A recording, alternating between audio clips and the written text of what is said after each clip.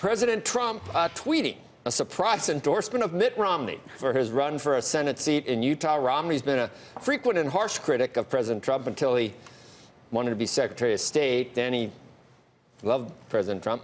And the president has previously called Romney a total joke and a choker and other things. But last night, the president tweeted, Mitt Romney has announced he's running for the Senate from the wonderful state of Utah. He'll make a great senator and a worthy successor to Orrin Hatch. He has my full support and endorsement. Mitt Romney responded, thank you, Mr. President, for the support. I hope that over the course of the campaign, I also earn the support and endorsement of the people of Utah. There's conjecture that he wants to represent a brand of conservatism that's common to his state in Utah, which would be sort of an alternative to the populist conservatism or whatever you want to call it, of President Trump. So I don't know what finally would happen. I was trying to figure that out. It's amazing, though. Because both of them have said horrible things about each other. I mean, both of them have said they would never deal with each other. The top regulator of cryptocurrency in South Korea, Jung Kim-jun, he was found dead in his home. South Korea, of course, has been considered really the world capital of cryptocurrency because so many people here have invested in Bitcoin and other currencies. South Korea's regulation plans for cryptocurrency have often been seen as a bellwether for the rest of the world, and Kim-jun was running that. In recent months, he had talked about taking some very aggressive measures against the currency, which at one point, I don't know if you remember, when the price of Bitcoin crashed after reports that they were going to take some really steep measures to make it almost impossible to trade here in South Korea. It's unclear what the regulatory regime is going to how that's going to be approached here, whether they're going to take a more harder or lenient stance without June. A lot of people focused on that in the investment community. Meanwhile, police investigating the cause. We've heard heart attack. He was 52 years old. However, as you know, given Bitcoin and the cryptocurrency world, conspiracy theories all over the place. Nobody talking about foul play. A new policy proposal here from President Trump in the wake of that horrific school shooting in Florida last week. The president, speaking here at the White House at an unrelated event, said that he has signed a directive ordering Attorney General Jeff Sessions to consider regulations banning bump stocks and other devices that turn semi-automatic weapons into fully automatic machine guns. Now, that is a proposal that first came to the surface of the political debate here in Washington after the Las Vegas shooting last year. The president going back to that proposal here today, saying that that's something that he proposes. Some big political news that's emerged about Vice President's trip here last week. Of course, that made a lot of news. We saw lots of pictures of it. We're learning that Pence had secretly agreed to a meeting with North Korean officials while he was here, only to have that meeting canceled by the North Koreans just 2 hours before it was scheduled to begin. Now, the surprise secret meeting would have been the first such contact between the countries at such a high level in years, and of course comes amid heightened tensions over North Korea's nuclear ambitions. Just days ago, you might have heard, I don't know if you guys saw this, Secretary Tillerson was on 60 Minutes, and he said he was open to communicating with the North Koreans and was waiting to hear from them. Now, in retrospect, that might have been as a result of this meeting that went wrong. Pence's spokesman was quoted by the Washington Post, which broke the story, as blaming North Korea for upending the meeting, saying that the North Koreans expressed dissatisfaction with Pence's announcement of new sanctions, as well as his meeting with North Korean defectors. Now, interestingly, I don't know if we get that picture back up on the screen, because a lot of people try to parse what was going on in that picture. If you remember, Pence standing there and Kim Jong-un's sister right next to him, and it was a very steely situation. In fact, the meeting reportedly was scheduled for the next day. So the question, of course, is whether they knew at that point that maybe this meeting was going to go wrong. Here at the White House right now are thousands of high school students who are just outside the White House north fence from where I'm standing, just behind our camera position here.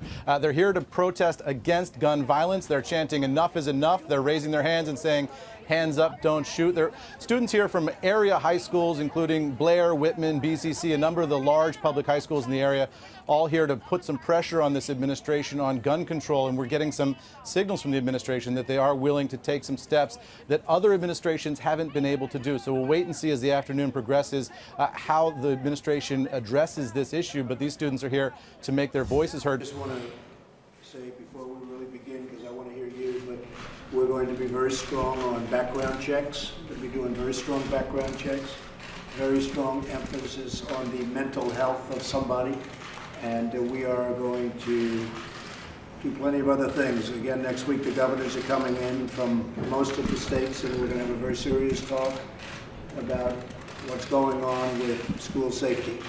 Very important. And we're going to cover every aspect of it. There are many ideas that I have. There are many ideas that other people have. And we're going to pick out the strongest ideas, the most important ideas, the ideas that are going to work, and we're going to get them done.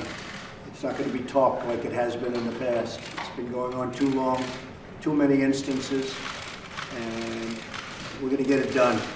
So, again, I want to thank you all for being here. And I'd like to hear your story, and I'd also like to, if you have any suggestions for the future, based on this horrible experience that you've gone through, I'd love to have those ideas. My name is Sam Zeif. I'm a student from Marjorie Stoneman Douglas in Parkland. And I just want to take a second first to thank you for having me, Mr. President, Mr. Vice President, Madam Secretary. I was on the second floor in that building, texting my mom, texting my dad, texting 3 of my brothers that I was never going to see him again. And then it occurred to me that my 14-year-old brother was directly above me in that classroom where Scott Beagle was murdered. Scott Beagle got my brother in the class. He was the last kid to get back into that class. And I'm sure a lot of you have read my texts on the internet with my brother. I didn't plan for them to go viral. I just wanted to share with the world, because no brothers or sisters or family members or anyone should ever have to share those texts with anyone.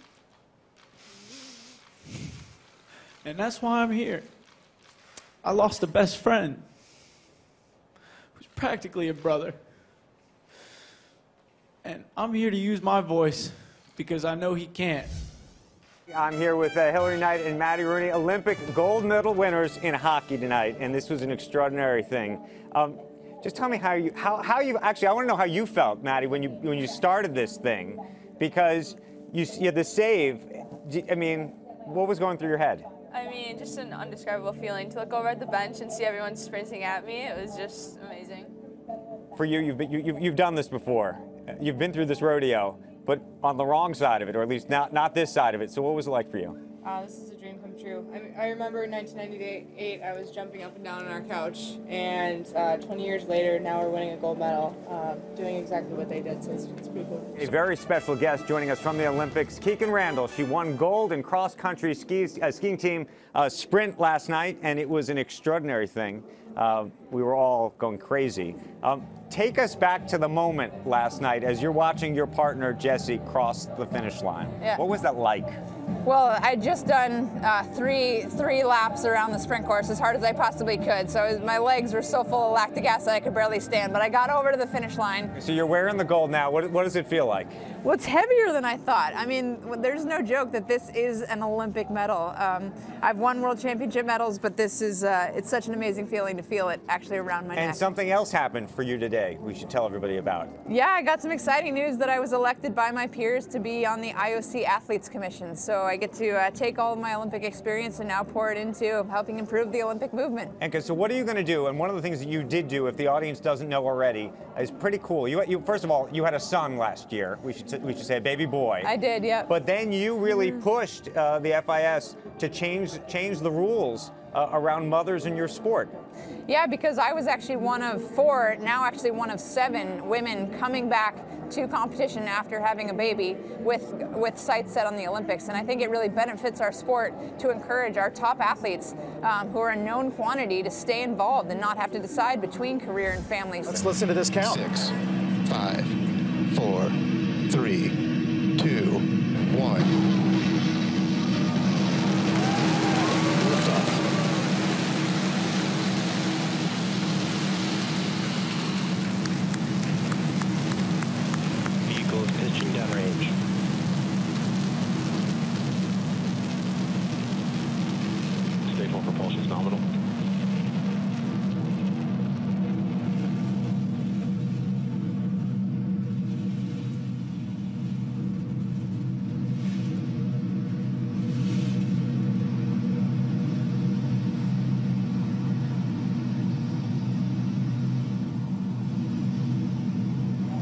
So guys, this is a Falcon 9 rocket. It has launched off of the launch pad at Vandenberg Air Force Base in California. Three-time medalist Lindsey Vonn just finished competing in what is likely her last Olympic Games, and we asked her earlier how much she was thinking about the end of her Olympic career during these games.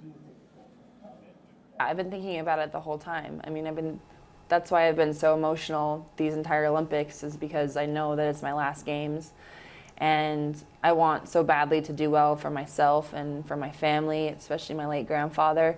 And knowing that it's the last time I'll ever be at the Olympics is really overwhelming, because I love the Olympics. You know, it's the pinnacle of sport. There's so much, you know, emotion and you know, patriotism, and it's just, there's so much that I love about it that it's hard for me to think I'll never do this again. I don't want to have 100 guards standing with rifles all over the school. You do a concealed carry permit. And this would be a major deterrent, because these people are inherently cowards. If they thought, like if this guy thought that other people would be shooting bullets back at him, he wouldn't have gone to that school. He wouldn't have gone there. It's a gun-free zone. It says this is a gun-free zone. Please check your guns way far away. And what happens is they feel safe. There's nobody going to come at them. This way, you may have, and remember, if you use this school as an example, this is a very big school with tremendous floor area and a lot of acreage. It's a big, big school, good school, a big, big school. You'd have to have 150 real guards. Look, you had one guard. He didn't turn out to be too good, I will tell you that. He turned out to be not good. He was not a credit to law enforcement, that I can tell you. That I can tell you. And something I thought of this morning, you know what else? And I thought of it since I found and watched Peterson, the deputy who didn't go into the school because he didn't want to go into the school, okay? He was tested under fire, and that wasn't a good result.